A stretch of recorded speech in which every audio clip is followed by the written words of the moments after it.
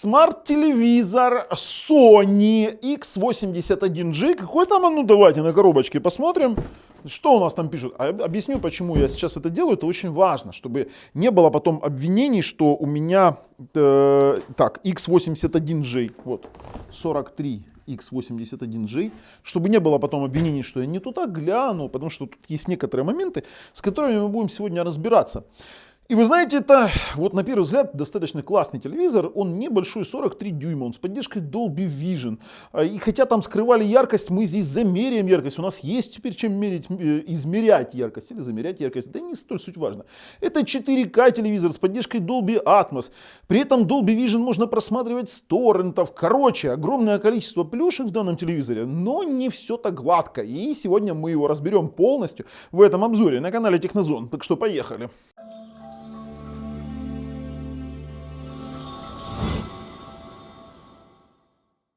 А вы знаете, почему у меня пульт в пленочке? Да потому что его нафиг сдавать буду. И не просто так. На самом-то деле, при всем том, что я люблю Sony, у меня здесь есть работники, у которых есть Sony. Какой у тебя Sony? 8096, 55 дюймов, да? Человек сегодня расстроился. Нереально расстроился. Потому что у нас... Когда мы начинали его снимать, у нас был восторг. Мы купили Sony, он стоит на текущий момент, на момент съемки $850. И такие, знаете, думаем, ну все, класс, с Dolby Vision, с Motion Flow 200, как бы все отлично. Матрица, правда, 8 бит плюс FRC, но нам не привыкать, как бы в 2020 году в модельном тоже уже было 8 бит плюс FRC. Да и Samsung все, даже топовые, сейчас идут 8 бит плюс FRC. И зачастую люди, ну, не видят разницы, когда видят 10 бит чистые и 8 бит плюс FRC на тестовых картинках. Но вот то, что люди видят, это, например, затемнение по углам экрана. При этом для Sony вполне недопустимое затемнение, потому что в той же модели 8096, которую я обозревал прошлогоднего модельного ряда, такого не было. А засветы, вернее утечка подсветки просто нереальная. Мы когда в процессе съемки это увидели, честно говоря, мы были в тихом ужасе.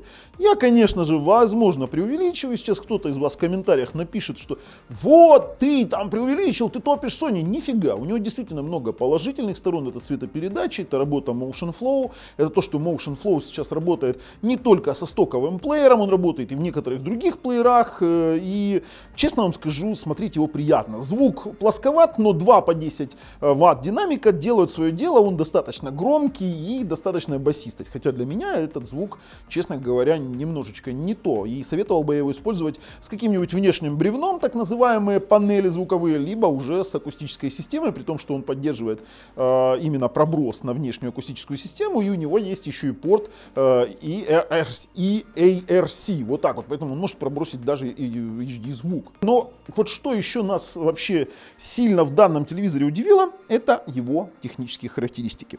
Я очень не люблю читать что-то с телефона, и вы знаете, что я всегда все проговариваю вживую. Мы с вами обратимся немножечко к официальному сайту Sony в Украине, которому мы, в принципе, не знаете, даже тут другая предыстория. Давайте я открою сначала сайт. Так, вот он, сайт Sony. Это Sony.ua, я в Украине, мы приобрели этот телевизор в Украине. И нас интересует конкретно вот 43X81J. Это 4181J, 4181J. Проверили? Проверили. Опускаемся ниже и смотрим. А нас заинтересовало вот эти вот 2 пункта. Вообще-то их должно быть 3, но один из них умолчали. Android TV. Здесь нет Android TV. Здесь Google TV с настолько урезанным функционалом, что, честно говоря, противно им пользоваться. И 16 гигабайт хранилища. 16?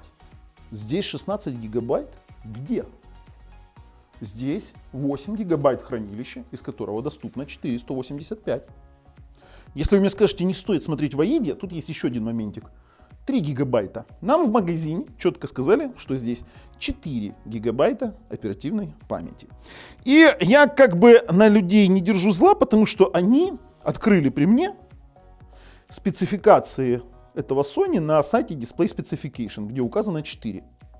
Не обижаемся за оперативную память. На Sony ее не указано, ну да ладно. Зато указано 16 гигабайт. И если мы глянем с вами в хранилище в самих настройках системы, то мы увидим все те же самые 4.4 гигабайта. Вот такая вот ситуация. Насчет процессора, который у них там заявлен, это на самом деле МТК 6582, по-моему, не помню. Ну, в общем-то, МТК какой-то. Правда, достаточно производительный. 4 ядра Cortex A73 по 1,8 ГГц с ускорителем Mali G52. Точно таким же, как, например, у ТВ-бокса Yugus AM6+. Кстати, вот мы вернулись на Display Specification и видим здесь 4 на 16, 4 ядра.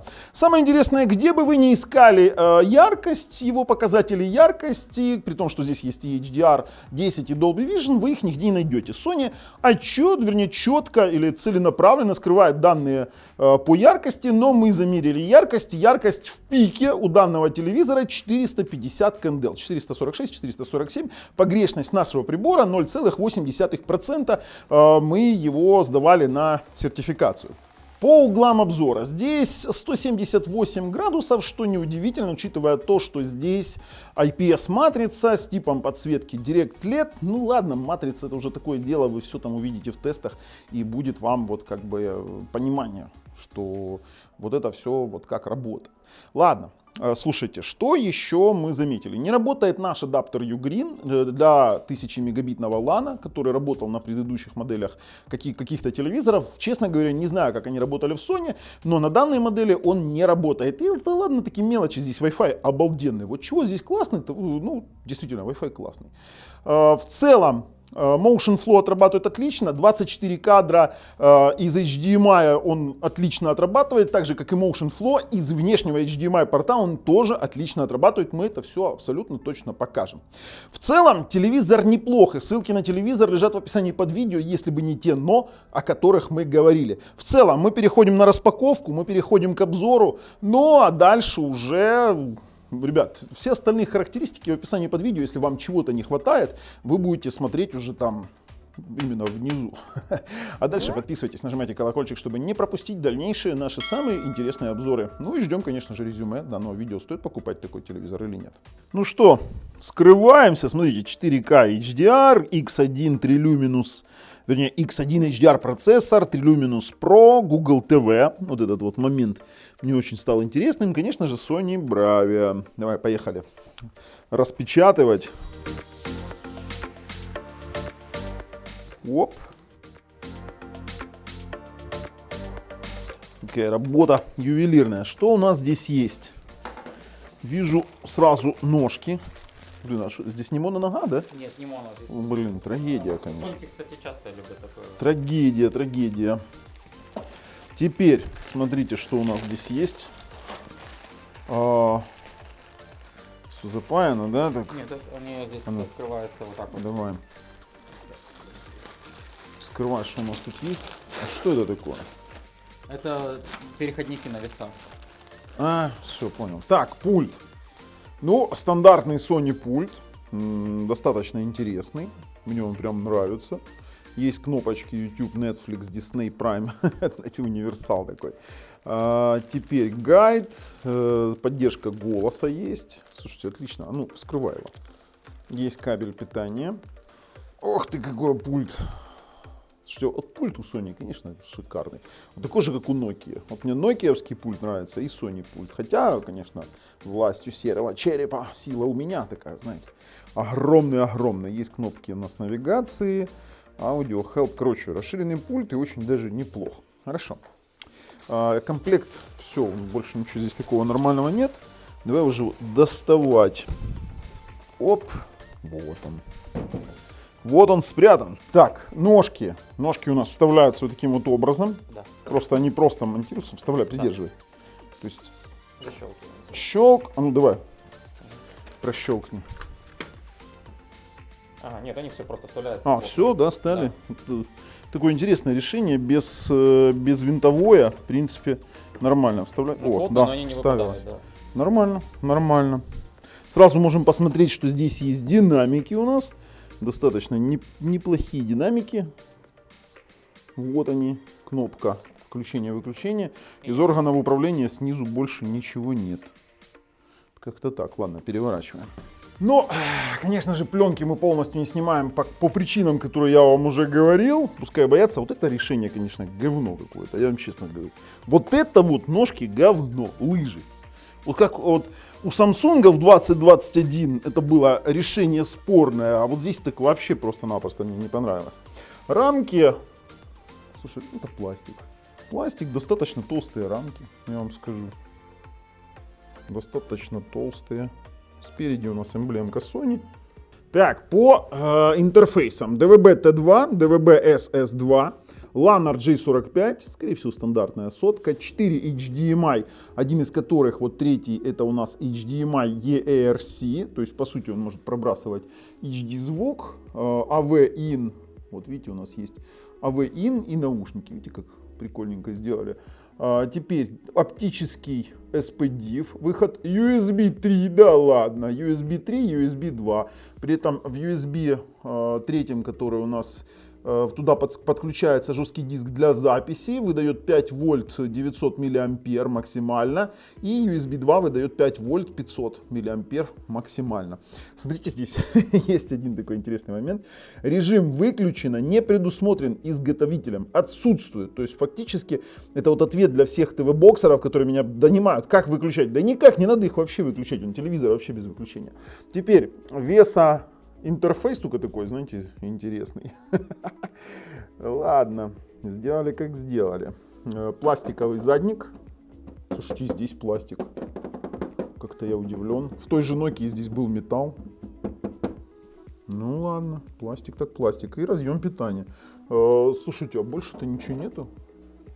Здесь вот есть у нас разъем под PCMCI. Вот он. И, слушайте, а где у нас диффузор охлаждения? У нас нет диффузора охлаждения. Леша, где у нас диффузор? А ну иди сюда. У нас сверху вот этот нет? Нету. Ну, значит, здесь ему не нужно, не критично. Ты думаешь? Куда он отводит? Здесь пластиковый корпус? Или это металл? Нет, пластик. Это пластик, это все пластик. Слушайте, ну... Самое интересное, здесь написано Dolby Vision, Dolby Atmos, Dolby Audio. Ух ты, елки-палки. Ну это, я так понимаю, что просто написали стандартную бумажку. Ладно, ребят, включаем, настраиваем и переходим на обзор. Стоп. Не-не-не, покрытие. Покрытие глянец. Нет, здесь антиблика нет, абсолютно никакого. То есть он абсолютно хорошо ловит. Это глянец, самый простой глянец. Все, переходим, настраиваем, тестируем. Так, а знаете, что тут вот мы когда начали настраивать, столкнулись с тем, что настроить Google TV, и уже вот такое вот на Android TV вы не увидите. Смотрите, сейчас мы... Вот такая вот штука, поняли? Настройку с помощью сервиса Google Home. Чтобы начать, скачайте на телефон приложение Google Home и откройте его, сканируйте QR-код, в приложении появится запрос. А как его сканировать? Настроить устройство Google TV. Давайте, дом, поиск устройства. Он, кстати, не сканирует почему-то, он производит поиск. Обнаружено устройство Google TV, поняли? Вот так вот. Теперь сосканируем код. Подключение к устройству Google TV. Подключено. Следуйте инструкциям в приложении. Так, устройство подключено. Здравствуйте, Технозон. Давайте выберем мои комнаты. Ванная комната будет. Выберем Wi-Fi, к которому подключены. Пароль сети Wi-Fi даем. Нажимаем подключение Wi-Fi. Вообще удобненько, я вам скажу. Даже удобнее было, чем на Android TV. Подключено. Слушайте, что тут еще настраивать можно? Устройство подключено. Вводите в свой аккаунт Google. Анимация, конечно, еще интересная. Так, подтверждаем личность. Вообще удобно. Вот реально удобно. Да ладно, слушайте. Ну так все хорошо было, а? Не все так хорошо в нашем царстве-государстве. Придется использовать Android TV Remote. Да, не все так хорошо, ладно. Не удалось войти в аккаунт. Не, мне не надо, вы уже вошли в аккаунт. Хорошо. Так, сервисы Google. Я все принимаю. Google Ассистент. Так, выполняйте поиск, разрешить. Слушайте, по факту он, встраивается в Google Home мой, да, и какое-то взаимодействие с телевизором будет. Будем посмотреть на самом обзоре. Выберите язык. А где тут русский? Вот это сюрприз. А нет русского языка. Вот так вот, ребята. Сыровато, ребята, решение. Сыровато. Давайте английский какой-нибудь выберем. Английский, Соединенные Штаты. А что делать? Будет использоваться ассистентом. Охренеть. То есть ассистент не поддерживает русский? Отличный вариант. Научите ассистента. Окей, Google. О боже. Не хочу я сейчас никого обучать. Домашние контакты не хочу. Слушайте, вообще, что это за бред? Какие контакты? Google фото. На рассылку подписаться. Не хочу. Продолжить. Настройка на этом устройстве закончена. Слава богу. Ладно, давайте закончим настройку и вернемся. Друзья, ну, вы уже видели настройку. Это классический Google TV, как на Chromecast 2020. Ничего другого вы здесь не увидите. Потому что вы здесь даже не сможете поменять лончер, и вы получите вот это вот по сути. И никуда от него не денетесь. Смотрите, с чем связано. Дело в том, что именно мое негодование. Дело в том, что в Android TV вы можете делать кастомизированные каналы, вы можете их перемещать. Здесь вы не можете не перемещать, хотя каналы у вас будут. Также у вас вверху есть вот 4 вот таких вот штуки. Это поиск, главное, приложение и библиотека. В библиотеке это то, что вы купили. Это то, что вы купили или взяли на прокат, например, в таких приложениях, как Amazon Prime, Disney, Netflix и тому подобное. Ну, в Netflix бесплатно все хорошо, ну, бесплатно при условии подписки. Дальше. Для того, чтобы установить здесь приложение, здесь еще тот момент. Смотрите, здесь вроде бы найти приложение, но вы в данном маркете не найдете, например, Vimeo Media Player. Смотрите, ну, видите, он просит сейчас ввести руками. Давайте я введу руками, чтобы не говорили, что я как-то чего-то неправильно делаю. Vimeo, давайте, медиа. Так, начинаем, нашли, пытаемся найти, давай, напрягись. И все, и мы находим это в чем? Мы находим это в YouTube. Вы думаете, в маркете? Нифига. К тому же, маркет вы найти здесь не можете. Если в Google Chromecast вы можете вызвать маркет по запросу, допустим, Play Store, то здесь вообще голос работает припохабнейше. Например, я вам сейчас покажу, давайте. Play Store. Play просто почему-то. Давайте еще раз. Смотрите, что самое интересное, он перекидывает меня на HDMI 1. Зачем это делать? Мне не надо на HDMI 1. Давайте еще раз. Play Store. О, давайте, должен запустить Play Store.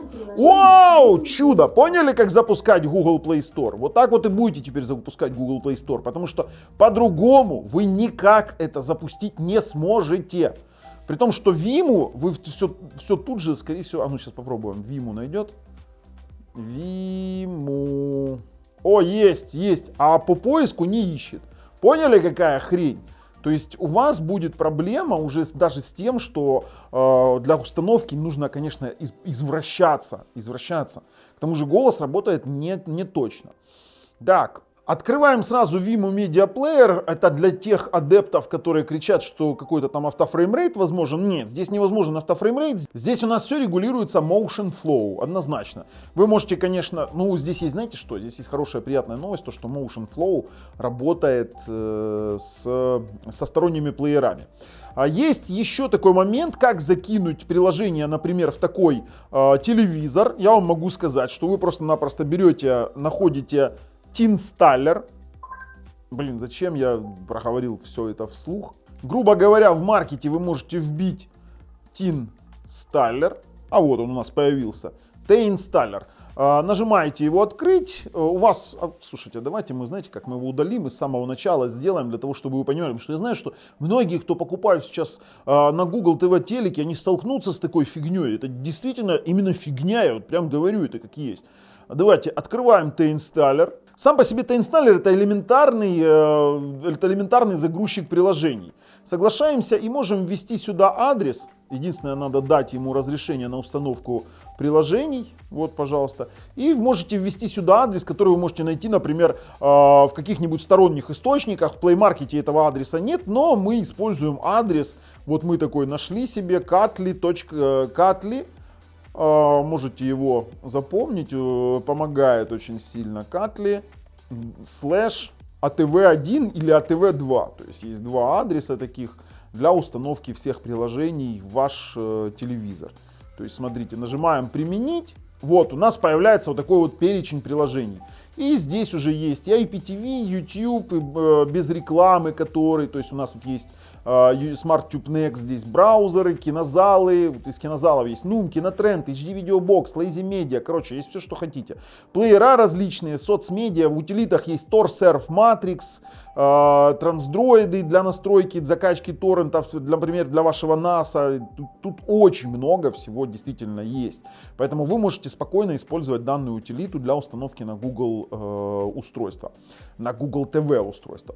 То есть сам по себе вот это вот момент интерфейса — это полная лажа. Притом голосовой поиск, он работает, но он не ищет. Ну давайте мы так активируем еще какое-нибудь приложение для того, чтобы был в поиске. Вот, пожалуйста, давайте HD Video Box. Давайте попробуем. Так, перейдем на главную. У нас есть каналы, вот Кинотренд. Давайте попробуем какой-нибудь фильм, который есть, например, в Кинотренде. «Легенда о зеленом рыцаре». Давайте попробуем. «Легенда о зеленом рыцаре». Так, фильм оно ищет. И вот, ну, давай. Вот такая вот штука появляется. «Легенда о зеленом рыцаре». И все. И мы можем его чего-то тут купить, а в приложениях не ищет. Ёлки-палки. Хотя у нас установлен Кинотренд, в котором оно есть, и в Android TV это можно сделать, а здесь нет. То есть вы это можете забыть. Хотя осуществляет некоторый поиск внутри тех приложений, в которых вы находитесь. Если вы, например, зайдете в YouTube, вот смотрите, и в самом YouTube попробуем нажать кнопку. Я не знаю, как это сейчас работает с Google TV. Давайте. Канал Технозон. Пати. Откуда Пати взялось? Какие-то... Хорошо. Вот видео. Да ну твою ж налево. 4К геоплейсы. Вот, да, ну давайте. Найдет наш канал? Вот видео. Вот, да, наш канал нашло. Все, отлично. То есть вот внутри приложения при нажатии на кнопку он и ищет. Вот так вот теперь в Google TV это все работает. Установить сторонний лончер не получится. Я вам говорю сразу, мы устанавливали. Ничего поменять вы не можете. Есть в приложениях у нас в предустановленных Recorded Title List, есть интернет-браузер. О чем здесь идет речь? Здесь идет речь о том, что, видите, Recorded Title List, мы можем записывать, допустим, программы, мы можем спокойно записывать программы телевидения. Ну, до телевидения еще дойдем. Поехали, пройдемся по настроечкам, что у нас здесь есть. Каналы и входы, ну, само собой, здесь у нас, видите, настройки каналов, и мы можем сразу же их настроить. Давайте, автонастройка. Все очень элементарно. Вы можете выбрать поставщиков кабельного телевидения, можете поставщиков спутникового, то есть спутник настраивается, либо эфир цифровое ТВ. Ну, давайте, в принципе, эфир цифровое ТВ и посканируем. У нас подключена самая простая антенна, но посмотрим, есть ли здесь проблемы при подключенном HDMI. На некоторых телевизорах при подключенном HDMI Т2 телевидение не ищет. Ну, в данном случае сейчас посмотрим. Такое, кстати, есть на дешевых LG. Так, сканирование завершено. Нажимаем «Готово». В принципе, у нас каналы настроены. Посмотрим еще, как они воспроизводятся. Настройки потокового канала. Это знаете чего? Это вот можно IPTV поднять через сторонний TV IRL. То есть вот эти вот потоковые каналы сюда теперь встроены. Но это отдельная тема будет для, допустим, для отдельного видео. То есть здесь мы не будем пока это все делать. Можно отредактировать списки каналов. Ну, такое дело. Теперь внешние входы. Управление, давайте, настройка внешнего устройства. У нас есть Yugus AM6, который подключен. Можем нажать, допустим, настройка и получить изображение. Отображается. Правильно? Да, правильно. Ура, настройка завершена. Ну, вот какая-то такая настройка. Я еще не видел телевизора ни одного, который бы неправильно отображался HDMI входа. Именно, знаете, что они там настраивают, непонятно. Ну, то ладно тоже. Теперь управление входами. То есть мы здесь можем цифровое ТВ, можем отключать эти входы. Спутник можем отключить, предпочтительные спутники, список каналов, аналоговое ТВ можем отключить, показать. Так, HDMI. Слушайте, мы можем даже HDMI подключать. А можем им еще название дать. Давайте название ему дадим. Введем название. Здесь будет у нас HDMI 1. И введем сейчас Технозон. Вот так вот. Хочется мне так. Не, будет HDMI 1 Tech. На самом деле все работает достаточно плавно, у меня как бы претензий к этому нет. Настройка Bravia Sync — это штука, которая позволяет, это типа HDMI ЦИК, который позволяет работать с вашими устройствами, допустим, используя один и тот же пульт. И плюс, если ваше устройство поддерживает, можно включать, выключать автоматически, синхронизировать различные штуки.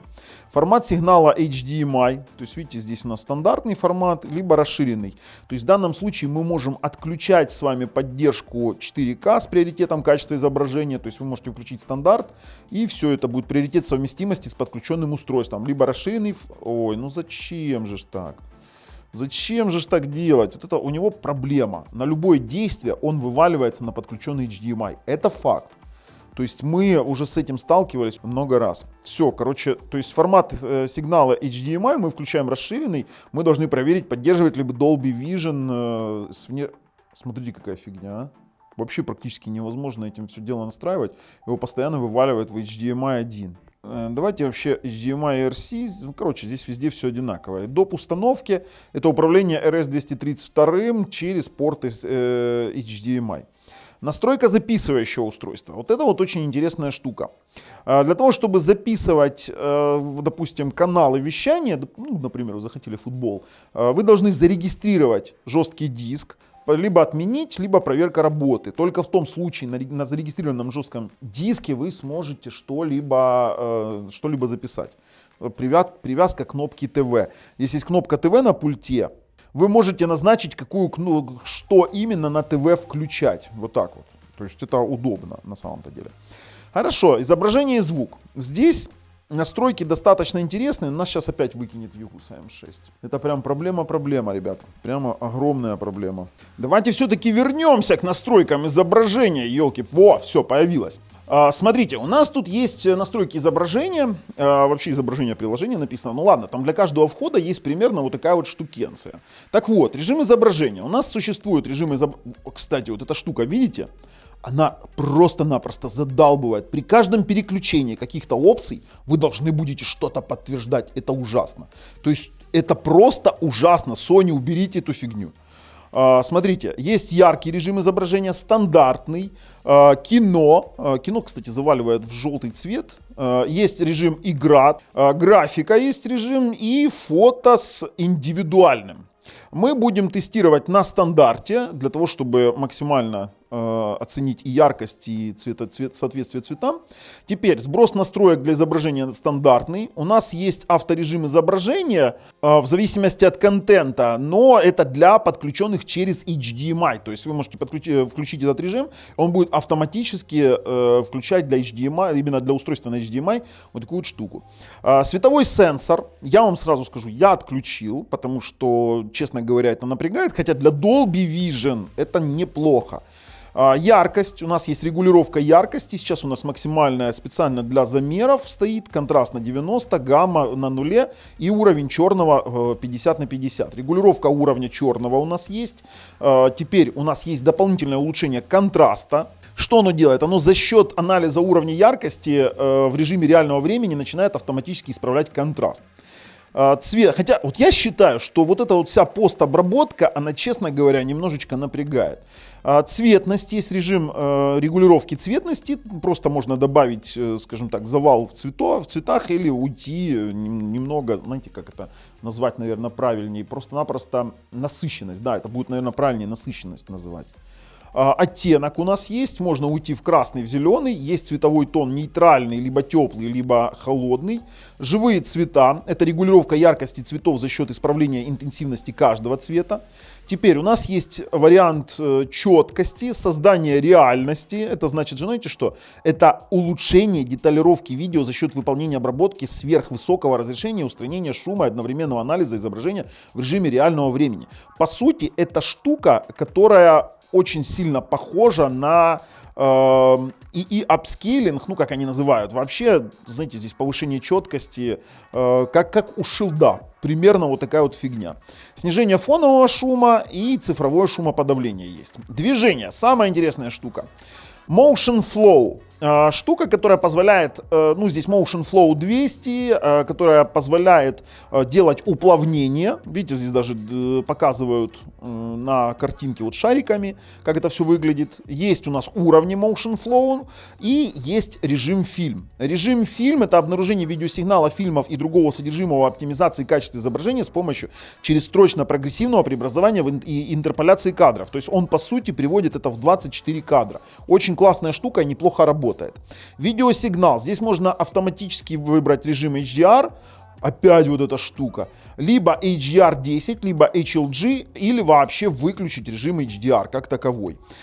Теперь цветовое пространство. Есть видеодиапазон HDMI автоматический и дополнительные параметры настройки цвета. Это более тонкие настройки, но, к сожалению, в данной версии Sony нет у нас еще настройки дополнительной циан, желтого, и, то есть, грубо говоря, 3D настройки нет, только по основным 3 цветам.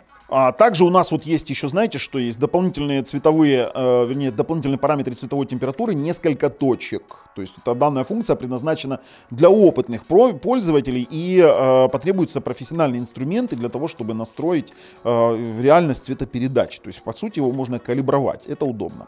В настройках все абсолютно стандартно, во всех остальных в изображениях, звук мы с вами уже все посмотрели. Сеть интернет, есть поддержка 5 ГГц, аккаунты, ну здесь у меня абсолютно никаких других вопросов не возникло. Единственное, в системе, вот, кстати, меня просил один подписчик рассказывать, есть ли Talkback. Это для людей плохо видящих. Talkback в данном варианте есть.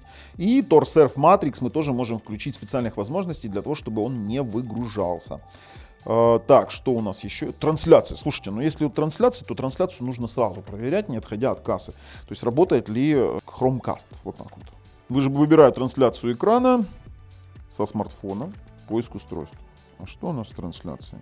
Chromecast. Так, подключаемся к Google TV. Да, вот видите, что самое интересное. Теперь через Chromecast трансляции нет. У нас есть подключение только через Google Home.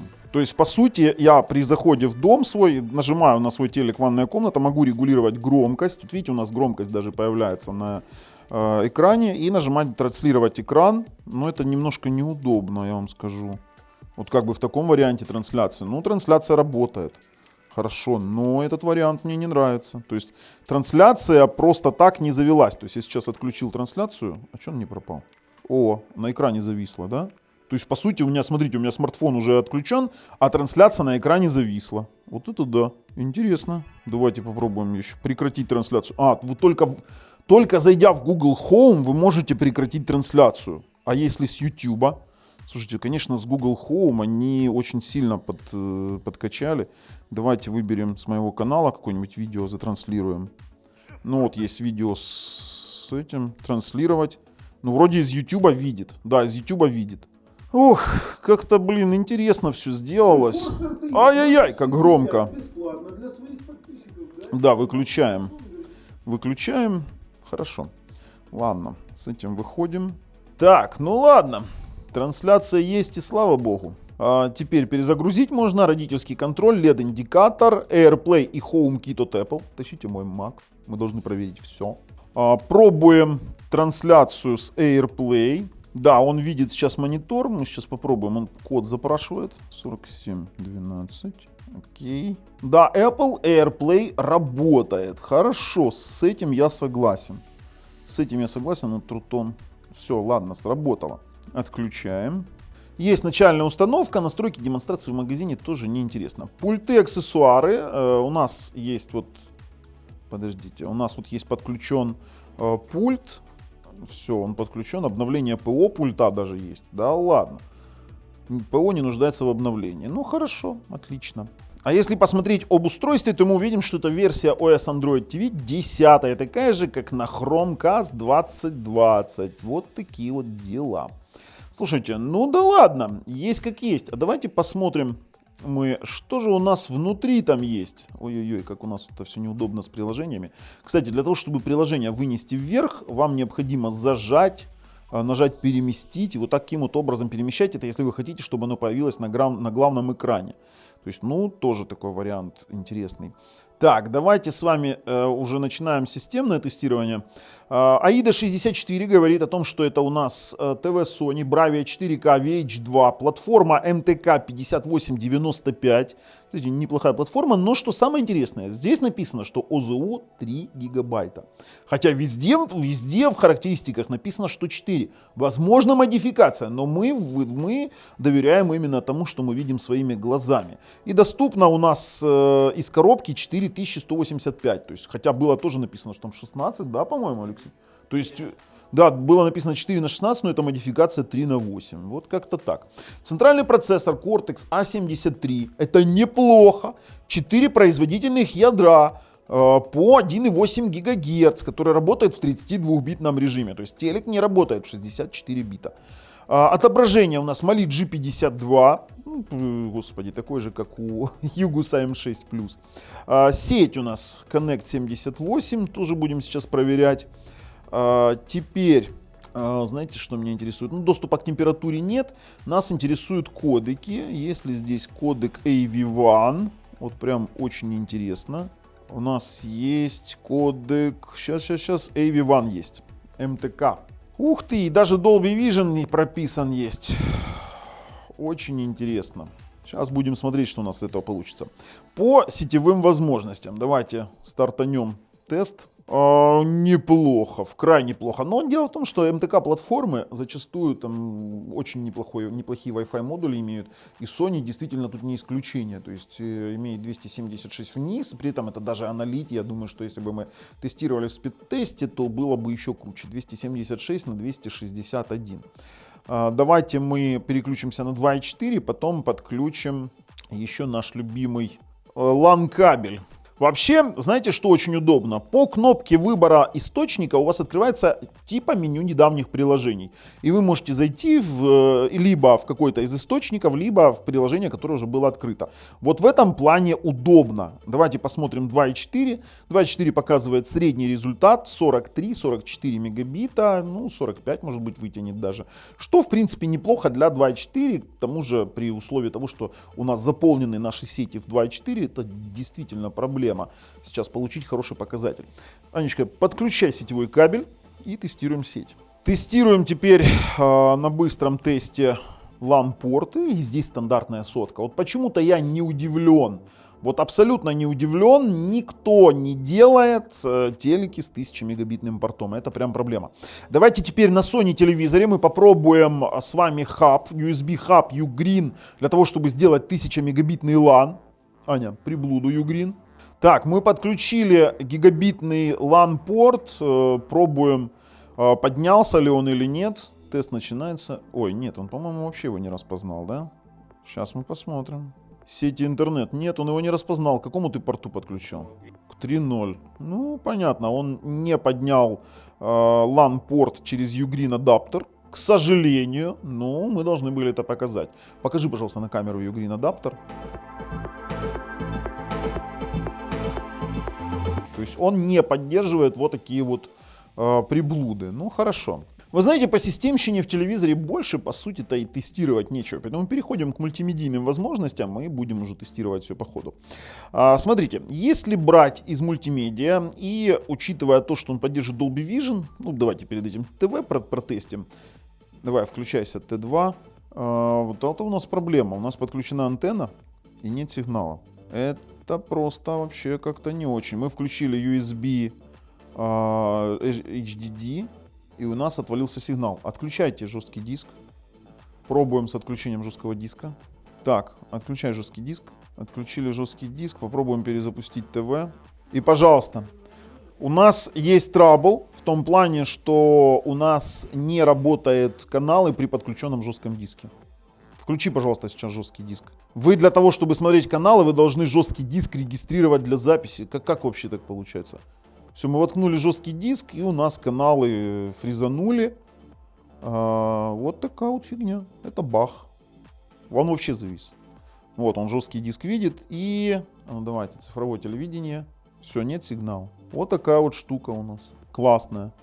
Это бах. Ну, выключайте жесткий диск, посмотрим, как цифровые каналы работают. Да, выткнули жесткий диск и заработали каналы мгновенно. То есть вот такая вот фишка, ребят. Ну это Sony. Это Sony, елки-палки. Я вам скажу, даже для T2 он неплохо апскейлит картинку. Вот действительно неплохо. Скажи, да, неплохо. То есть именно вот эта технология увеличения четкости, скорее всего, срабатывает в положительную сторону. Ой-ой-ой, далеко я ушел. При том, что здесь... Вот, то есть увеличение четкости работает, и апскейлинг в том числе. Он передает 576i, по-моему, это антенна, да, поэтому мы спокойненько можем здесь смотреть нормально T2 телевидение в хорошем качестве.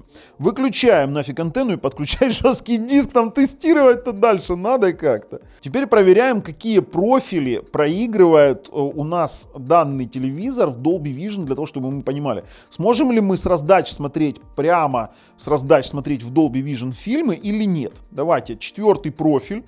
Для того, чтобы понять, что проигрывает, мы включаем, и мы видим, что сейчас у нас Dolby Vision заработал, то есть у нас 4-й профиль поддерживается. 5-й профиль, смотрим, поддерживается. Выходим, ну смотрим, поменялся? Да, поменялся. 7-й FEL, смотрим, Dolby Vision поддерживает. О, нет, зеленый. FEL заработал. Заработал Dolby Vision 7-й FEL. Отлично.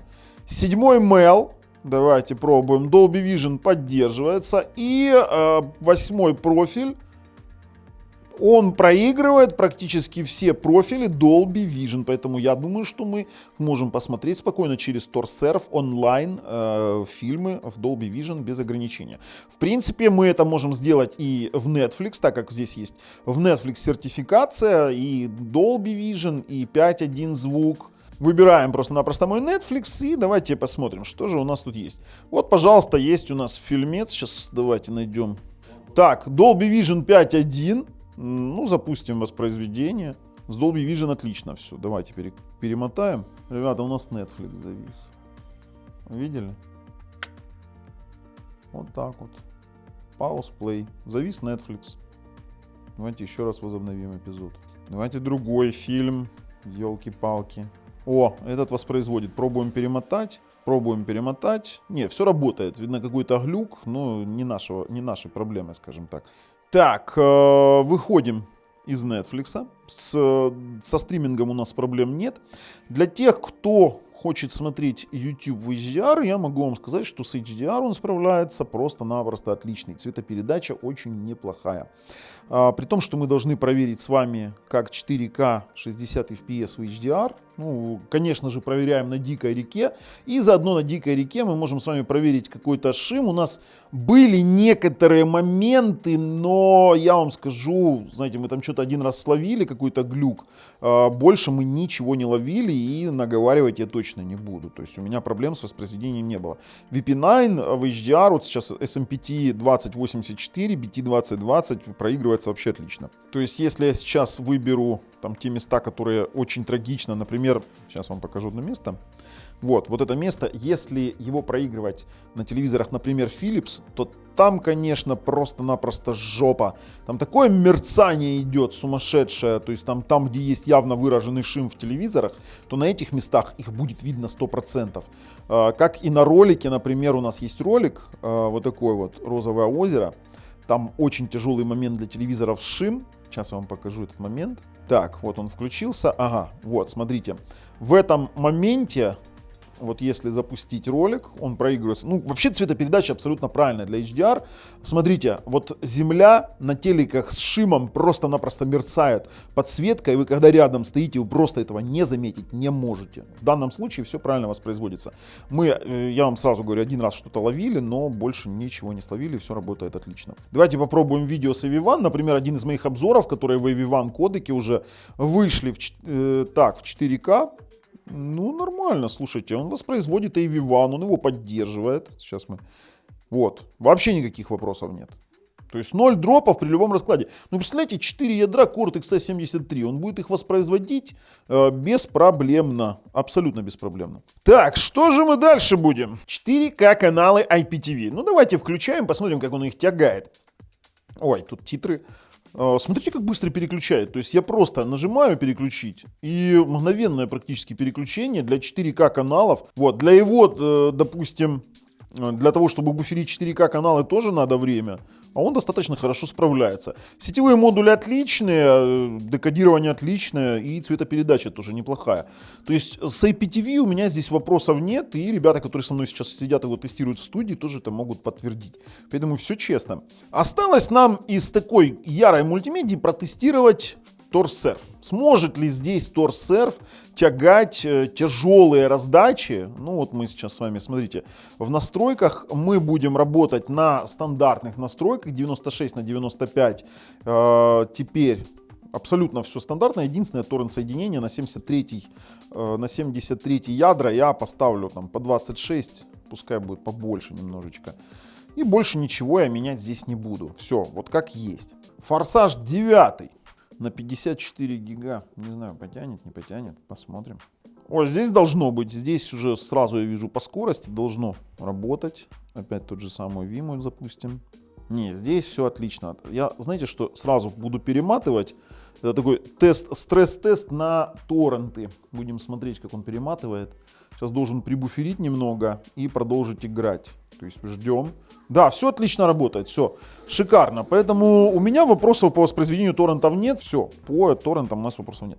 А вот теперь другой стресс-тест для телевизора. Это оценка качества изображения и оценка его уплавнялки, 24 кадра, плюс тест на яркость. Для начала мы тестируем, ребят, с вами яркость данного телевизора. Для этого мы запускаем специальный тестовый ролик. Мы будем использовать специальный измеритель. На паузу ставим, Алексей. Начинаем.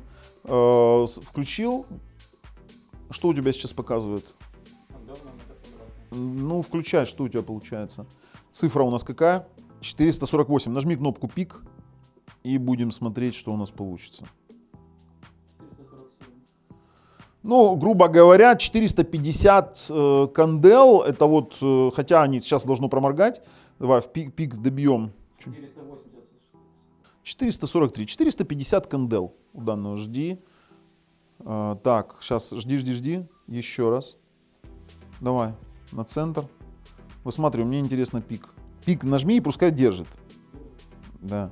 Что у нас там? Сейчас жди, сейчас квадрат побежит. То есть это мы определяем пик. Сколько? Еще в пробежке увидим сейчас. Ждем, ребята. И давайте последний момент. Все, пик не поменялся. 446. 450 кандел, у прибора погрешность 0,5%. Все, выключаемся. По яркости, ну, хотя и скрывает от нас производитель, мы такую яркость получили.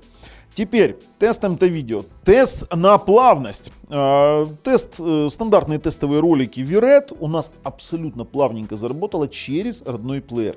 Идеальнейший вообще. Идеальный Motion Flow, просто шикарный. Давайте попробуем включить это не изнутри приложения, а конкретно из какого-нибудь Explorer и оттуда уже посмотреть, что у нас получится. Давайте выберем те же самые тест МТ-видео. Выбираем VRED. О, смотрите, я выбрал левый плеер, это эксплоровский плеер, он заработал. Ну, сейчас откроем в системе с каким-нибудь другим плеером. Давайте новый видеоплеер. А в новом видеоплеере шикарнейше работает. В VLC тоже уплавнялка работает. Смотрите, какая прелесть. В Vimeo Media, для того, чтобы работала в Vimeo Media, и у нас так и работало в этих, то необходимо включать... Вот смотрите сейчас, какая плавность Vimeo. Отличная. А знаете, в чем фишка? Плавность работает только лишь на Engine V1 в Sony. То есть на Engine V2 не работает вообще плавность. То есть у нас Motion Flow работает только при определенном условии. Давайте пойдем сейчас в сам Vimeo. Давайте зайдем в сам Vimeo. Vimeo Media Player. Давайте в опциях, в настройках. Версия Engine V1. Пробуем тест. И работает с Motion Flow. Абсолютно четко. Вот идеальнейше работает. Поэтому мы понимаем с вами, что все работает, но при определенных условиях. Хорошо. Ладно, тестируем дальше. Тест на 24 кадра. Давай пробуем 24 кадра. Пройдет ли он тест или нет. Нет, отчетливая шахматная доска. Пробуем отключить Motion Flow. В разделе движения Motion Flow мы выключаем. Блин, как это задолбала вот эта штука. Все, мы выключаем Motion Flow и проводим тест еще раз. У нас все равно шахматная доска. То есть 24 Гц в стандартных плеерах он не поддерживает внутри самого телевизора. То есть все отдано на откуп уплавнялки. Единственное, что мы должны с вами сейчас протестировать, еще как работает он с HDMI снаружи. Но перед этим тест качества картиночки. Небольшой такой тестик. Так, что у нас тут есть? Оверскана как такового нет, это понятное дело. Работаем с данными изображениями только в режиме стандартный. Давайте режим О. Видите, как он режим изображения поменял? Яркость выставляем на максимум. И здесь у нас по яркости вопросов нет. Ну, хотя 450 кандел. О каких проблемах может идти речь? Как и по контрасту. По контрасту я вижу абсолютно все квадраты. Девушки выглядят реалистично. По цветам у нас есть небольшие затемнения. Леша, ну показывай, где у нас затемнение, потому что на камере, может, не видно будет. У нас по углам есть четкие затемнения зоны. Они прям видны, да, по всем 4 углам. Это было видно в голубом, вообще в бирюзовом, да вообще во всех. Слушайте, на белом фоне их так вообще отлично видно, да? У нас видны зоны затемнения. Красный. Слушайте, во всех цветах у нас по углам. Ну, у нас 8 бит плюс FRC, добиться четкого перехода у нас не получится. На вот таких вот градациях мы всегда будем видеть елочку. То есть здесь не полные 10 бит. 8 бит плюс FRC, как в принципе у всех самсунгов, блин, 2020-2021 года, даже у топовых. Да, с вот этими затемнениями я, кстати, прям расстроился. Вот прям по углам очень сильно. И на некоторых цветах это очень отчетливо видно. На синем не так, вот на сером, даже на сером видно, слушай. Смотри. Ань, а ну снимаем на камеру. Леш, помоги, пожалуйста, чтобы вот именно показать ребятам, что у нас есть проблемы. Вот ты видишь эти локальные затемнения? Да давай и плюс, да. Давай пробуем. Видно? Вот прям видны. Слушайте, вообще ужас. Ну это Sony, я не ожидал от Sony такого. К сожалению, оно стоит-то недешево. Ладно, поехали дальше. Ой, подождите. А что, утечки есть, да? А ну, подожди. Гасите свет. Гасите свет. Локальные утечки меня интересуют. Гасите полностью свет весь. Да ладно. Да, только дай мне камеру. Дай камеру сюда. Сейчас, пока темно, ребят, я понимаю, что вы ничего сейчас не видите, но вы должны увидеть то, что вижу я. Это пипец. Вы прям это сейчас смотрите, какие утечки. И это Sony. Это, ребята, Sony. Вы это видели? Вот в той Sony, которую я в прошлом году обозревал, такого не было. Вот прям жопа. Для Sony, для цены овер 20 тысяч гривен, или сколько это там, 22, да, это почти там $800, блядь. Ёлки-палки, ну как так? Да, я понимаю, что там расфокус может быть какой-то, но это все видно. Это видно, все. Так, поехали дальше. Расстроило меня, конечно, это дело, но не отчаемся. Утечки есть у всех телевизоров той и иной степени или иной, но я не ожидал от Sony. Теперь по цветам я вижу абсолютно все квадраты, не знаю, как передаст камера. По яркостно-контрастному анализу тоже абсолютно все квадраты контрастируют и они видны при стандартных настройках изображения. То же самое, у нас есть небольшой завал в голубом, но это все калибруется, я думаю, здесь проблем вообще не возникнет. Это 48-шаговый тест, и здесь тоже у нас яркостно-контрастный анализ. В черном у нас отлично все квадраты различимы, в синем я тоже вижу все квадраты, как в зеленом, так и в красном. Абсолютно все идеально. То есть у меня претензий нет. Детализация картинки на уровне, конечно же, это 4К телевизор на 4К сэмпле. Черный цвет не идеален, говорю сразу. Из-за утечек даже при ярком свете иногда видны вот какие-то моменты, поэтому черный цвет назвать черным достаточно трудно на этой модели Sony. Так, теперь пришла пора протестировать с внешнего устройства. Во-первых, нам здесь осталось уже тестов на пару шажков. Имеется в виду, мы должны протестировать поддержку Dolby Vision снаружи обязательно. Так, настройка устройства, экран. В разрешениях экрана у нас есть все возможные разрешения от 480p до 4К 2К 60 Гц, но это пока мы не включили Dolby Vision. Как только мы включаем Dolby Vision, смотрите, сейчас Как только мы включаем Dolby Vision, я специально выбрал режим «Всегда включен» для того, чтобы протестировать, насколько он его поддерживает. И он его поддерживает, мы видим Dolby Vision, но при этом у нас нет возможности в Dolby Vision получить 4К 60 Гц. Вот, пожалуйста, смотрите, телевизор, нет, есть, все появилось, не было при первом включении. Попробуем 4К 60 Гц. Да, все заработало, ура, все, ребят, вот это вот, честно говоря, мы тоже были сначала расстроены, тут все заработало отлично.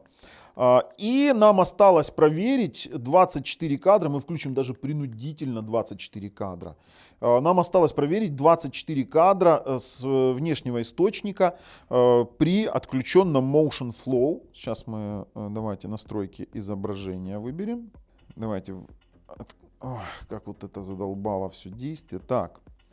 В движении у нас будет Motion Flow автомат, а мы его отключим. Мы его отключим для внешнего источника. Нам важно, есть ли поддержка 24 кадров, а потом включим Motion Flow и посмотрим, есть ли поддержка уплавнялки с внешнего источника. Давайте, файл, браузер. Алексей, фотографируй. Свет, Аня, свет. Так, сейчас. Запускаем 24 кадра. Фотографируем с выдержкой в 1 секунду. Нет. Есть? Да, есть. Да, все нормально. Он держит честных 24 кадра. И мы должны с вами еще проверить сейчас. Мы должны с вами проверить тест на уплавнялку с внешнего источника и будем заканчивать. Пробуем сначала без уплавнялки. Мы видим отчетливый джодер эффект. Чтобы вы понимали, данный файл, он не предназначен для тестирования 24 кадров. Это тест на уплавнялку. Теперь идем в настройки изображения, включаем сейчас движение, включаем Motion Flow. Блин, задалбывает тут эта штука на автомат. Включим Motion Flow на авто. И включим обратно этот же самый тестовый файл. После этого мы сможем уже выходить и резюмировать данный телевизор. Все есть как есть, показали всю правду. Давайте пробуем. И, пожалуйста, у нас есть идеальное воспроизведение, плавное, из HDMI порта. Поэтому говорить, что здесь Motion Flow на HDMI не работает, он работает. Хотя есть какие-то мелкие артефакты. Все-таки здесь X-Motion Flow, вернее Motion Flow 200. Вот как-то так. Все, ребят, выходим и резюмируем. А вот к выводам мы пришли таким неоднозначным. Честно я вам скажу, я рекомендовать его однозначно не могу. Дело в том, что недопустимо Sony такие утечки подсветки, которые есть у телевизоров, например, там, за 300, 400, 500 долларов максимум. Когда телевизор стоит 850, уже 850, и это бюджет для Sony. Ты понимаешь, что ты от него должен получить нечто немного больше, чем урезанный Google TV, где с костылями нужно ставить приложение для того, чтобы зайти в Google Play Store, нужно просто-напросто извернуться с вот этим вот моментом там, знаете, там танцы с бубнами и молитвы. Я вам серьезно говорю, по-другому никак. То есть, поэтому я не рекомендую его покупать тем, кто не готов мириться с теми недостатками, которые мы показали в нашем обзоре, учитывая то, что это Sony. В остальном всем, ребят. Если нравится то, что мы делаем, ставим пальцы вверх. Если нет, пальцы вниз. Обязательно подписываемся. С вами был Бабл на канале Технозон. Пока.